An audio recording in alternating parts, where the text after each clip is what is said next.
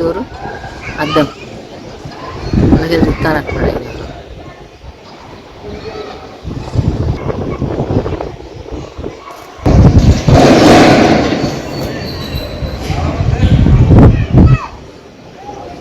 చేసినట్టున్నారు కానీ డోరు అద్దం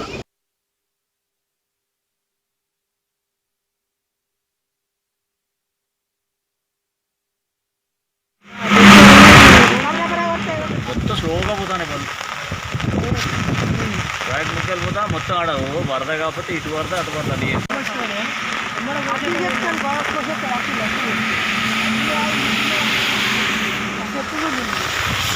బల్లవుతాం పోతాయి కదా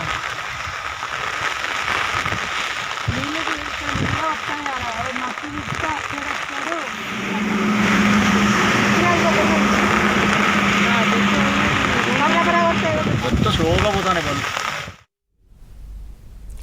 ఎడతెరిపి లేకుండా కురిసిన వర్షానికి వరంగల్ తడిసి ముద్దైంది. పెద్ద ఎత్తున వరద నీరు వచ్చి చేరింది. రోడ్ల నిండా ఎక్కడికక్కడ వరద నీరు చేరడంతో వాహనదారులు తీవ్ర ఇబ్బందులు ఎదుర్కొంటున్న పరిస్థితి కనిపిస్తోంది. అప్డేట్స్ మా కరెస్పాండెంట్ నవీన్ అడిగి తెలుసుకుందాం. నవీన్, ప్రాంతంలో నడుము లోతు నీళ్లు ప్రవహిస్తూ ఉన్నాయి. ఇక్కడ హనుమకొండకు వరంగల్కు రాకపోకలు నిలిచిపోయాయి. అయితే ఇక్కడ కాకతీయ కాలనీ, ఇటువైపు భద్ర కాలనీ, చెరువు వైపు ఉండేటువంటి కాలనీలన్నీ నీట మునగడంతో వారికి ట్రాక్టర్ల ద్వారా నిత్యావసర సరుకులు పంపిణీ చేస్తూ ఎమ్మెల్యే నాయని రాజేందర్ రెడ్డి, ఎంపీ కడియం కావ్య వీళ్ళిద్దరు కూడా ట్రాక్టర్ల మీద వరద ప్రాంతాల్లో పర్యటిస్తూ ముంపు బాధితులను ఆదుకునేటువంటి ప్రయత్నం చేస్తున్నారు. ముంపు బాధితులకు భరోసా ఇస్తూ ట్రాక్టర్ మీద వెళ్ళి వారికి ఆహార పదార్థాలు, నిత్యావసరాలు సరఫరా చేసినటువంటి దృశ్యాలు మనకు కనిపించాయి.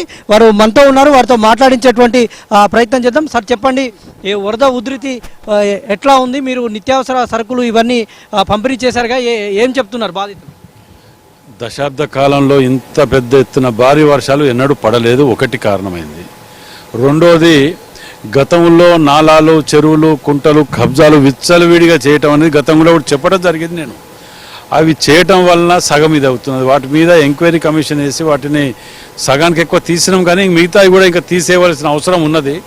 కోర్టుకు ఓటాలు, స్టేలు తెచ్చుకోవటాలు ఇట్లాంటివి కొన్ని నడుస్తున్నాయి. కాబట్టి వాటి మీద ఇమీడియట్ని వాటిని ఏదైనా చేయాలనే ఆలోచన మేము తీసుకుంటున్నాం.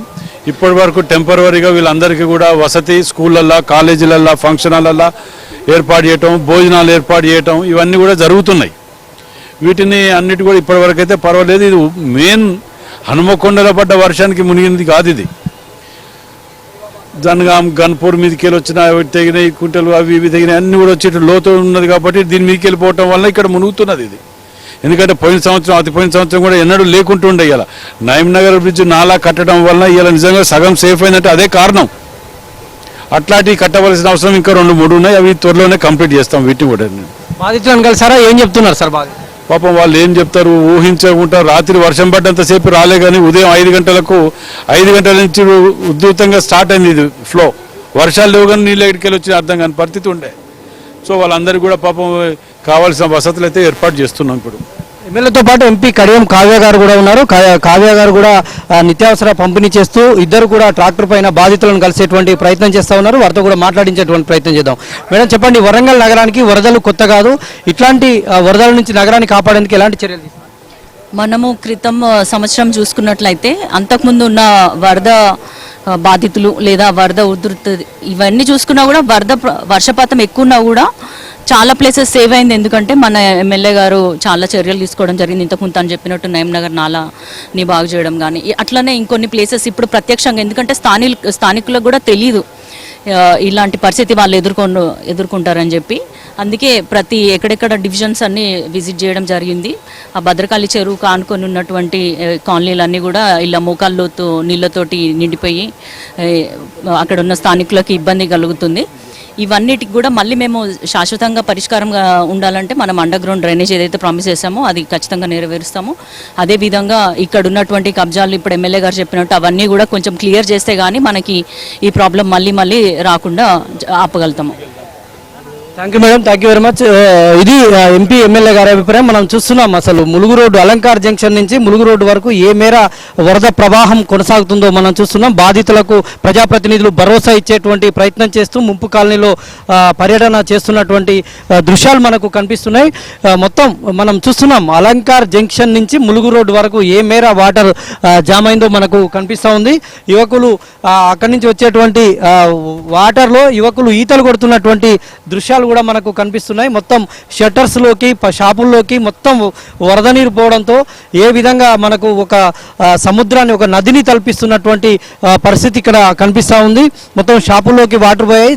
సమీప ఇటు కాకతీయ కాలనీలోకి అయితే పూర్తి స్థాయిలో వరద నీరు చేరింది. మొత్తం అక్కడ ట్రాక్టర్లో వెళ్తే తప్ప వెళ్ళలేనటువంటి పరిస్థితి ఉంది. అయితే చాలా వరకు ముంపు బాధితులందరినీ కూడా రాత్రే ఇక్కడి నుంచి తరలించారు. వారికి పునరావాస కేంద్రాల్లో దాదాపుగా 1200 మందిని పునరావాస కేంద్రాలకు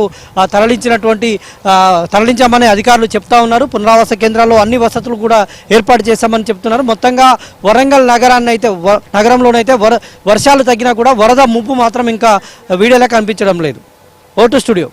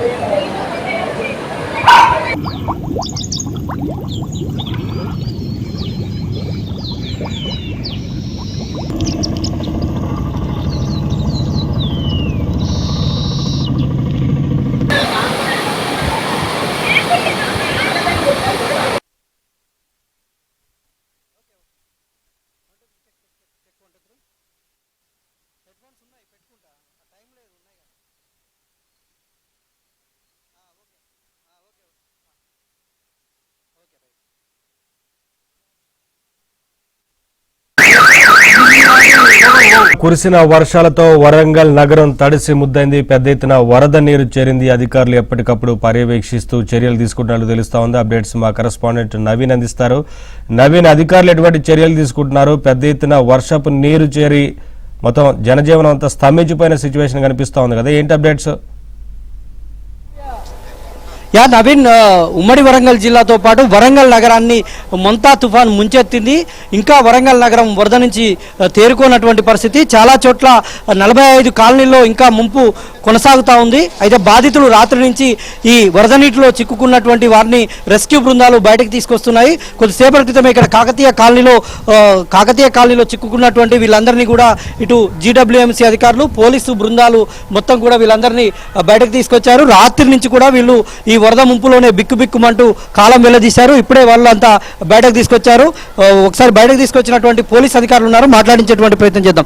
చెప్పండి సార్, మీకు సమాచారం ఎప్పుడు అందింది? వీళ్ళని ఎట్లా రెస్క్యూ చేశారు?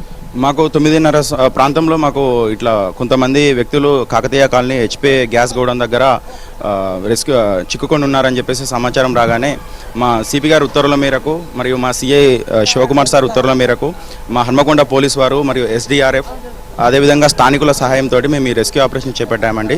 దీని నుంచి దాదాపు ఒక 6 మంది బిహారీ కూలీలను మేము సేవ్ చేయడం జరిగిందండి.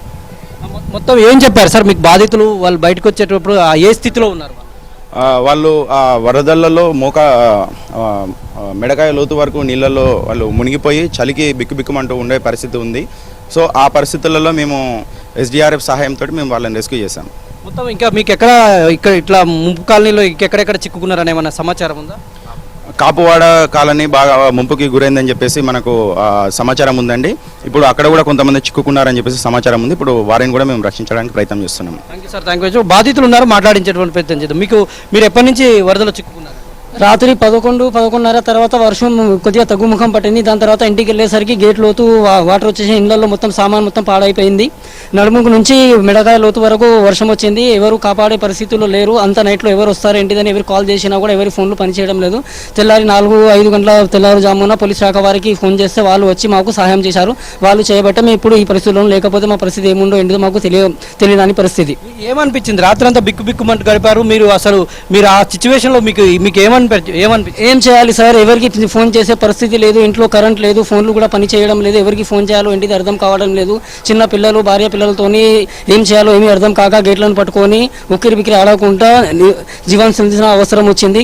అయినా కూడా పోలీస్ శాఖ వారికి సమాచారం ఇందే కానీ వాళ్ళు వితిన్ సెకండ్లో వచ్చి వారు వచ్చి మాకు సహాయం చేశారు. ఈ విధంగా మొత్తం ఇక్కడ ఉన్నటువంటి ఒక 10-15 మందిని అయితే వాళ్ళు సేవ్ చేశారు. ఇంకా కొంతమంది ఎట్లా అనిపించిందమ్మా? సరే, వర్షం పడారు, చాలా ఇబ్బంది పడ్డాం. చాలా కష్టాలు పడ్డాం. రాత్రి నైట్ నుంచి అసలు నిద్ర పడలే, కరెంట్ లేదు, చాలా ఇబ్బంది పడ్డాం. మాకు పోలీసు వాళ్ళు మాకు కొంచెం సాయం చేసింది కాబట్టి మాకు కొంచెం సేఫ్గా అనిపించింది. చాలా ఇబ్బంది పడ్డాం. పోలీసు వారు కొంచెం టైంకి ఫోన్ కాబట్టి మమ్మల్ని సేఫ్ చేశారు. అట్లా మాకు చాలా మంచిగా అనిపించింది. చెప్పండి, మీరు చెప్పండి, ఎట్లా మీరు వరదలో చిక్కుకున్నారు? మీకు పోలీస్ సిబ్బంది నుంచి ఎప్పుడు సమాచారం? నిన్న ఈవినింగ్ నుంచి వర్షం పడడం వల్ల చాలా మంది ఇబ్బందులు పడ్డారు. కాపువాడలో కూడా చాలా మంది ఇళ్లకు నీళ్లు వచ్చడం వల్ల కూడా ఇబ్బందులు ఉన్నారు. నిన్న 3 పేషెంట్లను కూడా మనం కాపాడడం జరిగింది. ఇప్పుడు కూడా ఒక అర్ధగంట కింద మాకు సమాచారం వచ్చింది. హెచ్పి గ్యాస్ పక్కకు ఒక 10 మంది దాకా వ్యక్తులు ఉన్నారని చెప్పేసి మేము వెంటనే హన్మకొండ ఎస్ఐ కిషోర్ సార్ గారికి ఇన్ఫర్మేషన్ ఇవ్వడం జరిగింది. ఎస్ఐ గారు వాళ్ళ బృందాలు వచ్చేసి వాళ్ళని కాపాడడం జరిగింది. Thank you very much. ఇది నవీన్, మనం చూడవచ్చు మొత్తం కూడా వరంగల్ నగరం అంతా కూడా ఇంకా జల దిగ్బంధనంలోనే ఉంది. మొత్తం 45 కాలనీలు ముంపుకు గురైనటువంటి పరిస్థితి ఉంది. మొత్తం ఇప్పటికే 9 పునరావాస కేంద్రాలకు 1200 మందిని తరలించారు. నిన్న మంత్రి కొండా సురేఖ, మేయర్ గుండు సుధారాణి వీళ్ళంతా అధికారులతో సమీక్ష చేసి కొంత అప్రమత్తం చేయడం వల్ల కూడా కొంత ప్రజలంతా కూడా అలర్ట్గా ఉండి ఇంకా ముంపు బాధితుల సంఖ్య తగ్గిందని మనం చెప్పుకోవాల్సి ఉంటుంది. ఇది వరంగల్లో ఉన్నటువంటి తాజా సిచ్యువేషన్. Over to studio.